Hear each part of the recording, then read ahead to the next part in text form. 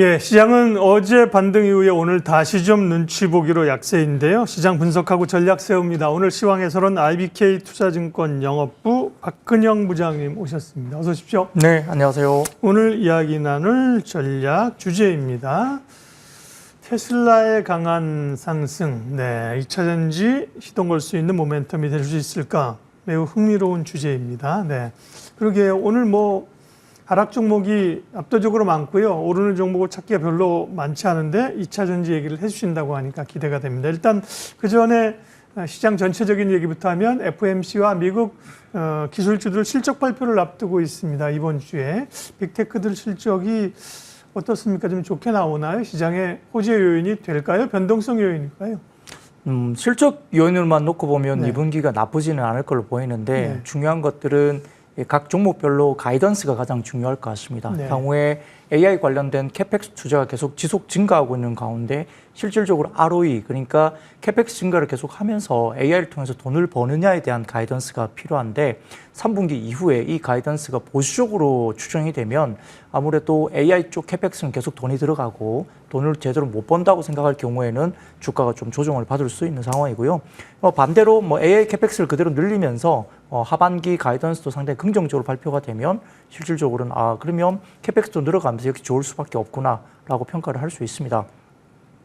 금일 실적 같은 경우에 지금 시장에서 주가들이 좀 빠지고 있는 가운데 오늘 특히 반도체가 좀 눈에 띄게 좀 빠지거든요. 전체적으로 빠지는 부분들이 아마 오늘 새벽 사이에 그 애플이 AI 관련된 그 여러 가지 학습 관련된 진행하는 부분에 대해서 ASIC, 그러니까 이제 아주 필요한 만큼 이렇게 저장된 관련된 칩을 쓰는 것이 엔비디아 칩이 아니라 구글 칩을 써서 AI 딥러닝 훈련을 했다, 이런 이야기가 나온 것 같아요. 그러다 보니까 엔비디아 칩에서 벗어나려는 각 빅테크들의 어떤 모습들이 보였다, 이런 것들이 잠깐 장중에 지금 반도체 쪽, 그러니까 엔비디아에 연동해서 올라가던 반도체 섹터, 특히 오늘 보면 SK 하이닉스가 거의 4% 가까이 빠지고 있는 상황입니다. 그래서 이런 것들 때문에 아마 반도체 섹터가 지금은 중소형주까지도 영향을 좀 받고 있는 것 같은데요. 다만 이제 이게 갑자기 나온 건 아니고요. 그 전에 몇 달 전에 이미 이 이야기가 이미 나왔던 상황입니다. 그래서 애플의 그 개발자 회의 때 이미 이야기가 나온 상황이 오늘 다시 한번 확인된 정도로 기사가 나온 거기 때문에 갑자기 나온 건 아니니까 이거에 대해서 낙폭 과대나 이런 것들은 좀 제가 보기에는 다 좀 과한 어떤 반응이다, 이렇게 볼 수도 있겠습니다. 그런데 전체적으로 봤을 때는 FOMC라든지 이번에 관련해서 9월에 금리 인하에 대한 부분들을 어느 정도 포워드 가이던스를 주느냐, 이런 부분들이 변수가 될 것 같습니다. 네, 실적보다도 가이던스, 다음 분기, 하반기 실적 전망이 중요하다. 그러니까 이제 그런 게 중요한데 보시면 이제 좀 판단을 해주시면 FOMC나 이런 빅테크 실적들이 지난 한 2주간의 그 기술적 급락했던 걸 좀 돌려놓을 수 있는 중립 이상으로 보시는지, 아니면 약간 안개 속이라 무조건 확인하고 가야 되는 건지 어떻게 보시죠?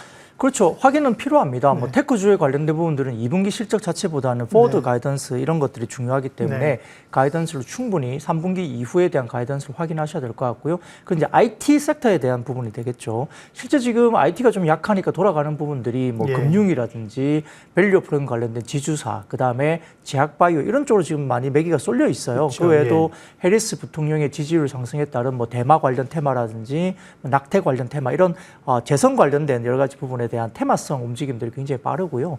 젤렌스키가 11월에 지금 트럼프 만약에 대통령이 당선이 되면 11월에 우크라이나로 초대해서 평화 협정하겠다, 이런 식으로 좀 오늘 또 외신 기사가 나왔습니다. 그러다 보니까 또 재건 쪽으로 또 돈이 몰리고, 그러니까 지금 굉장히 빠르게 이런 테마성 움직임들이 많이 나가면서 그나마 밸류 프로그램 관련된 섹터 또는 아마 관련된 제약바이오, 아마 방산 이런 쪽으로 지금 움직임들이 있는 상황입니다. 그래서 약간 쏠림 현상이 역시 나타나고 있고, 기존에 강했던 화장품이나 IT들이 역시 조정을 받고 있는 상황이기 때문에 대부분 대응이 좀 만만하지 않고요.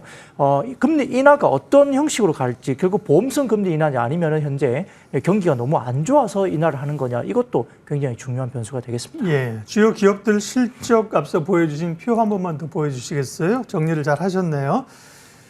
마이크로소프트, 그다음에 메타, 퀄컴, 애플 8월 1일까지 주요 기업들 실적들이 쭉 있습니다. 사실은 알파벳도 실적이 나쁘진 않았거든요. 근데 시장 반응이 이제 부정적으로 나왔기 때문에 전문가들도 일단 확인하고 시장 반응을 조금 보고 가자라는 말씀이신 것 같습니다. 오늘 핫테마 분석합니다. 앞서 테슬라의 부활, 시동, 2차 전지 얘기해 주신다 그랬는데 오늘 뭐 대체 거의 뭐 업종이 약한 가운데 2차 전지가 오늘 상대적으로 강합니다. 일단 테슬라가 강하게 어제 6%가 올랐죠. 오른 이유부터 좀 설명해 주세요.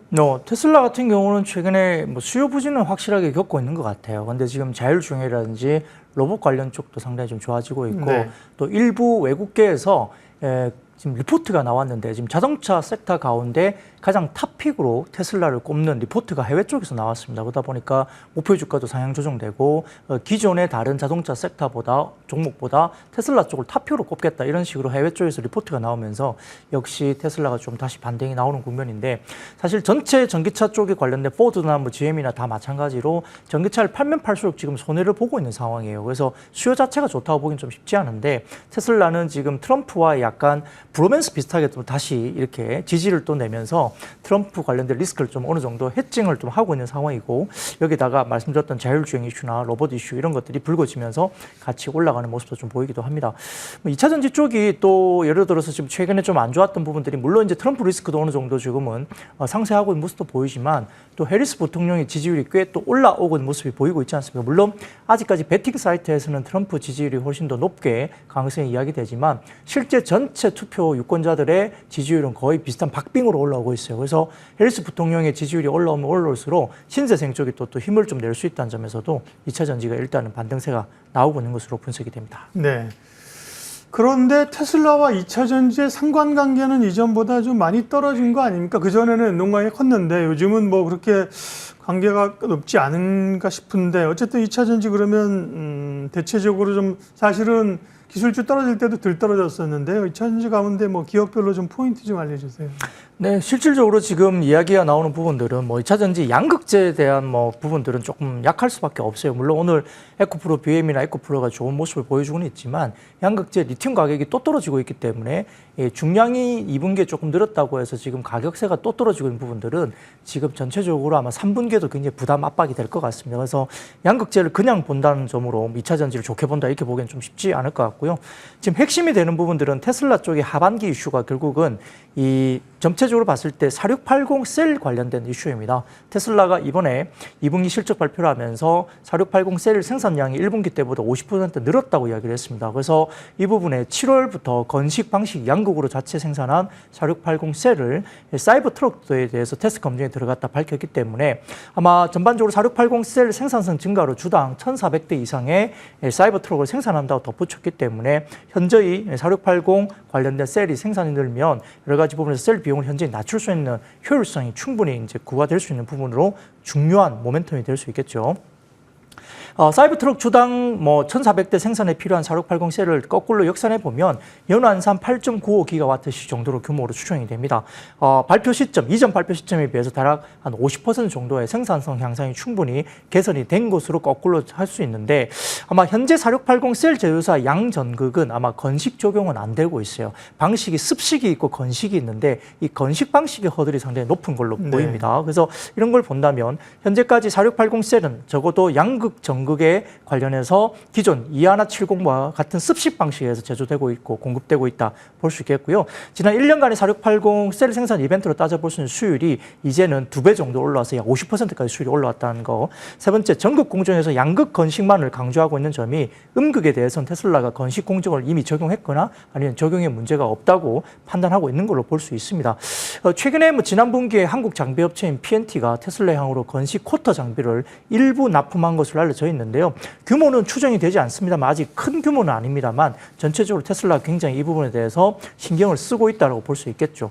그리고 LG엔솔 같은 경우도 4680 습식 방식의 전극 공정이 양산이 3분기 말 이후로 되고 있기 때문에 이것 때문에 예를 들어서 테슬라 관련된 일론 머스크 CEO가 연말까지 4680 셀 개선이 안 되면 포기하겠다 이렇게 나오니까 LG엔솔이 그러면 반사이익을 받는 것이냐 이런 이야기가 나오는 것도 이런 부분에서 이야기가 됩니다. 그래서 아마 최근 실제 컨퍼런스 콜을 통해서 LG엔솔이 부분들이 3분기 말에서 4분기 초로 양산 시점을 이야기하고 있고 아마 하반기 4680 배터리 양산 역시 건식이 아니고 습식 방식으로 전국 코팅이 이루어질 수 있다고 보고는 있습니다. 그래서 4680 수율이라든지 연내 양전극 건식 공정 양산 목표에 대한 부분들이 명확하게 목표를 갖고 있기 때문에 이런 부분에서 결국은 어느 회사들이 이와 관련해서 수혜를 받을 수 있을 것인가가 첨예한 변수로 적용되고 있습니다. 네, 2차전지 얘기하고 있습니다. 말씀하신 것처럼 셀이나 양극재 업체에 대한 전반적인 회복은 아직까지 시장의 기대치가 낮고요.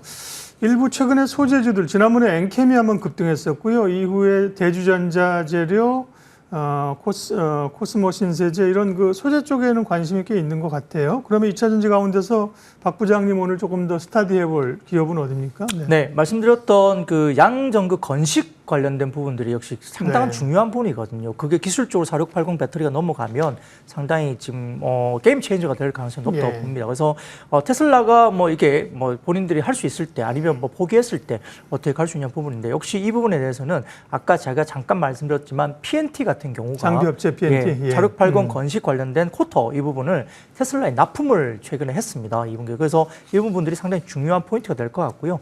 2분기도 매출액은 뭐 전년비 133% 늘 걸로 보이고 뭐 영업이익은 330억대 정도 추정이 됩니다. 아직까지 상당히 고환율 유지가 되면서 수혜로 직접적으로 이야기될 수 있고 2분기에도 지속적인 수주 잔고 상승이 계속되고 있는 모습이고요.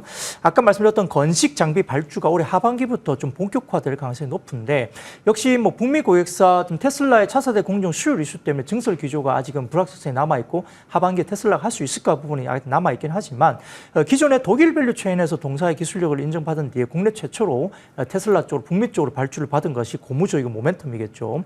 그리고 테슬라 이외에도 국내 해외 업체 2군데와 현대 건식 방식에 대한 장비에 대한 논의가 지속되고 있는 것으로 확인되고 있고 지금 아마 BNT의 관련 PNT의 건식 레퍼런스 확보로 추가적인 수주도 하반기 이후에 기대될 수 있겠습니다. 현재 뭐 실적 밸류에이션도 PER4도 7.5배 정도로 거래가 되고 있는데요. 지금 과거 4년 평균 대비해서 밸류에이션이 한 40% 이상 싸게 거래되고 있어서 상당히 중요한 상황이고 하반기에 그 외에도 ESS용 관련된 LFP 배터리도 내년 상반기에 양산이 시작되기 때문에 고객 다변화가 시작되고 그다음에 포트폴리오가 다시 한번 시작되면서 아마 충분히 본격적인 양산화 그리고 성장에 대한 부분들이 그림이 그려진다 볼 수도 있겠습니다. 네, 오늘 시황에서 IBK 투자증권 영업부 박근영 부장님과 2차전지 이야기해서 2차전지 얘기했다는 것만으로도 기분이 좀 좋아집니다. 워낙 눌려있는 섹터이기 때문에 박근영 부장님 고맙습니다. 네, 감사합니다.